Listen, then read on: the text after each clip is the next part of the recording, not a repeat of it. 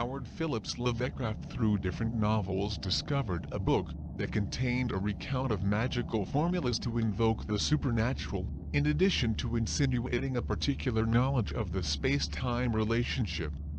Many readers around the world have tried to locate a hard copy of this mysterious book, but the results were unsuccessful. This book is considered by experts to be one of the most dangerous books of mankind. The horrible ideas and dark truths told in this book can lead your readers to madness and death. The book Necronomicon, in addition to the ancient truths and premonitory prophecies, the book also contains spells and incantations that in the wrong hands can create unthinkable damage. Undoubtedly, it is a book that contains a certain demand for the terrifying reality of the hidden history of the world, as well as dark rituals with the power to destroy all life on Earth. Lovecraft through his novels aroused interest in the Necronomicon both to his most faithful followers, curious readers and scholars of the occult. Its existence has been discussed over time.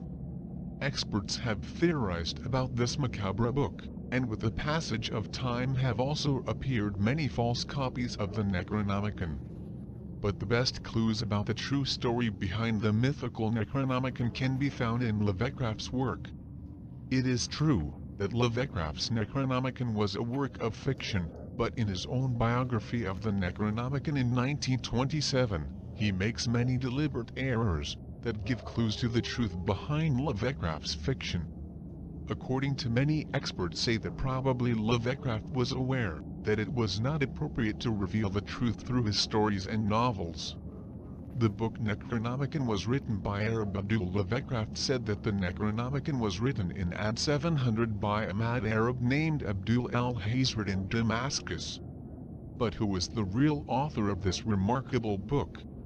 Astrologer and writer Abu Ali al-Hazan was singled out by many as the true author, but in the Jewish mystic Al-Hazan ben Joseph was also proposed. Most, however, suggest that the real name of the mad Arab Abdul al-Hazred was Abu Ali al-Hussein, known as Ibn al-Rawandi or Rahazes. Rahazes was born in 827 AD in the north of Afghanistan, Marward now. At the beginning of his life he joined Islam, gaining recognition among them. He also studied Kabbalah, Sufism, Arabic and Christian Gnosticism. He wrote several books, both in theology and philosophy, of which only fragments remain. After several years studying the occult sciences, Rahazes began to make pilgrimages and expeditions to remote and wild places. He spent several months with an unknown master in the Ad-Dahana desert, before disappearing for more than 10 years without a trace in the red desert of Rub al-Khali. According to his own writing, he lived during that time in the mythical lost city of Aram, where he studied the ancient and secret teachings.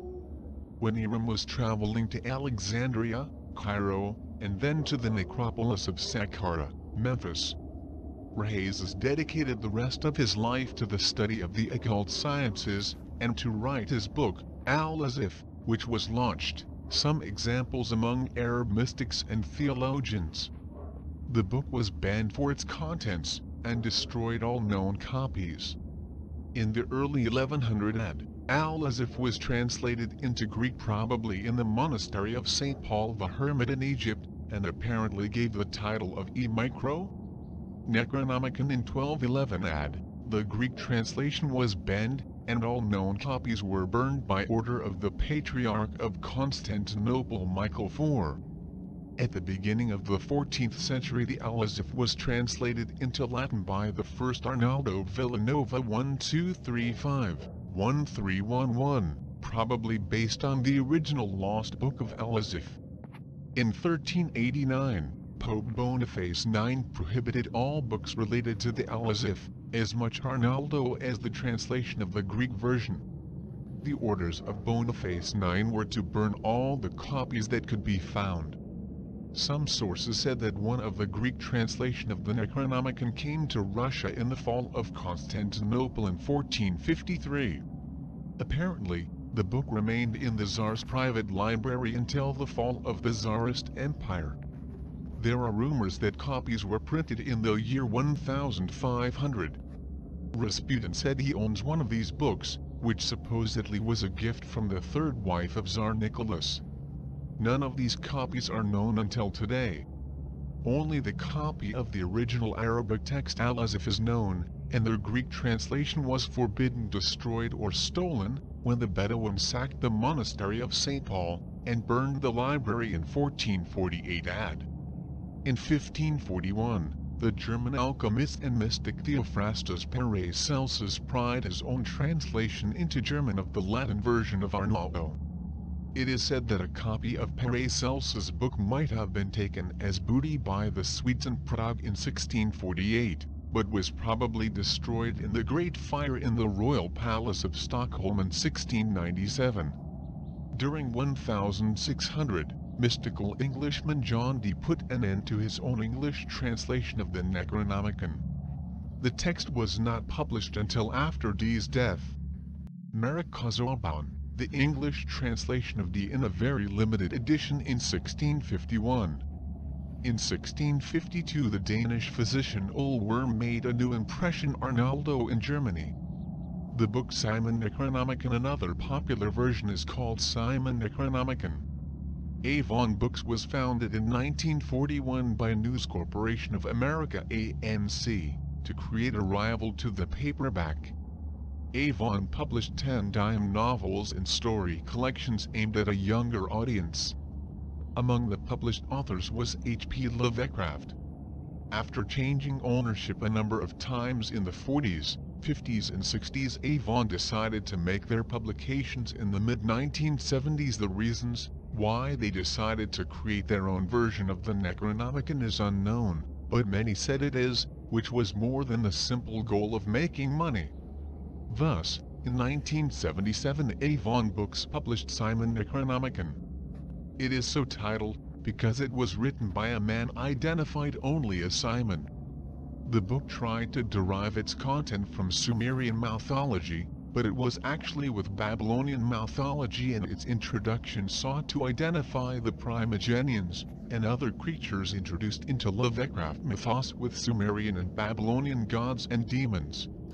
The stories presented in the book were a mixture of Mesopotamian myths and a story about an unknown man called the Crazy Arab. The strange thing was that the publication of Simon Necronomicon had no direct relation with the writings of Lovecraft. In fact, Lovecraft wrote very little about the Necronomicon, which has only a few passages from his stories, in which he cites the book. Perhaps the best known is, "He who is not dead can live forever, and with strange eons even death may die." Original copies of the Necronomicon are kept closed and hidden. All known copies of the original Necronomicon are kept hidden, and are not available to organizations and the public.